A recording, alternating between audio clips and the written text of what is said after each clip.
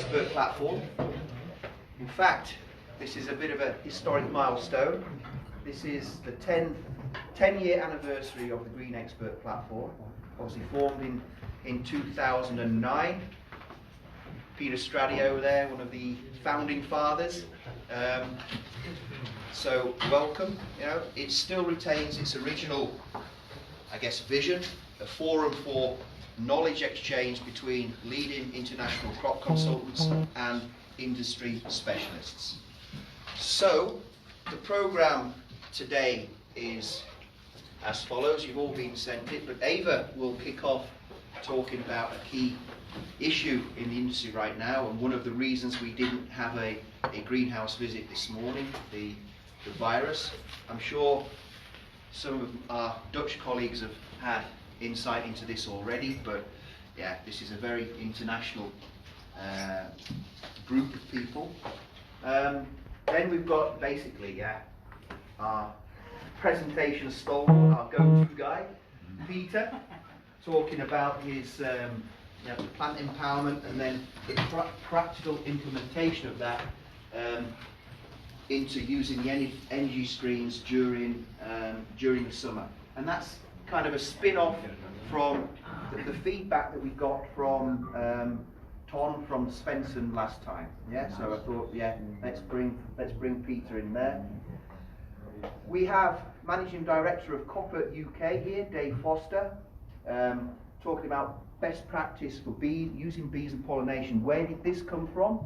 I'll leave Dave to explain in greater detail. But there was an issue in the UK, and Dave was addressing some of the concerns that UK growers had.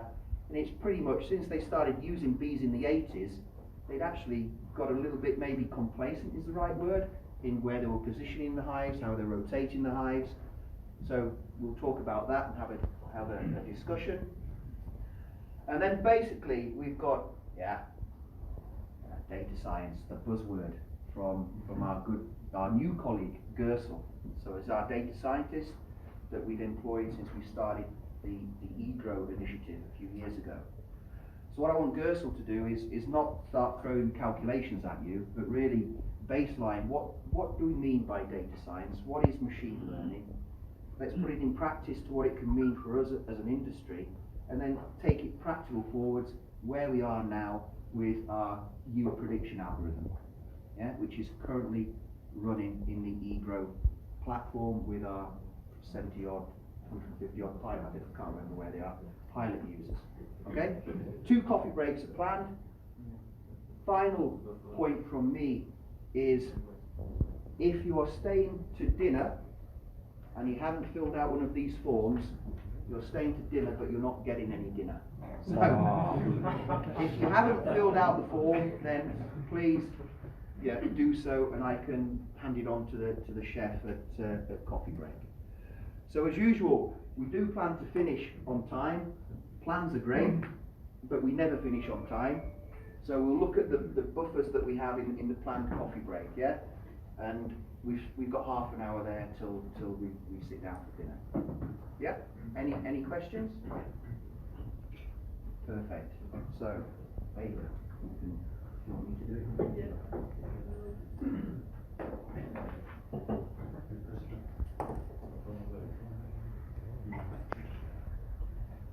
And I guess, sorry Ava, not being here before, but basically how this works, you'll get questions. So just deal with them as we go through the presentation, sorry. Okay, so good afternoon everyone. My name is Eva Rijboek. I work for the research station for vegetable production in Sint-Katharijnenwagen. It's located in Belgium, and it's located in the center of one of the most important production areas for fresh vegetables in Belgium. I think I give a bit an explanation of what we do at our research station. So we mainly conduct research, practical and applied research for and by the growers. So the growers also have a vote in what we are researching and what we do at our station. and I mainly work on IPM and crop protection projects, but also I'm involved in the GP trials at my station. And today Andrew asked me to give a presentation about a new virus, the tomato brown grower fruit virus. This will be a presentation I also gave to our growers to inform them and about the virus. So it's not a complete presentation. I will go over some about the planning. So I will go over the things we know about the virus till now, and then I will present some measures we came up and we with our research station, but also in collaboration with our Food Safety Authority in Belgium and also with another research station in Belgium. We're looking into measures to prevent an infection of this virus and also measures what a grower can do after he's got an infection of this virus. And of course, like Andrew already said, you can ask any questions during my presentation. So I will start with a short introduction. I don't think it's really needed for this topic because it's a really hot topic. And I think we all saw the last months all the different articles and all the different newsletters. Here are some examples of some titles, and I think some are more frightening messages for the growers than others, like devastating virus threatens the tomato sector. That's some of the messages that come in daily and also reach the growers in Belgium, in Europe also.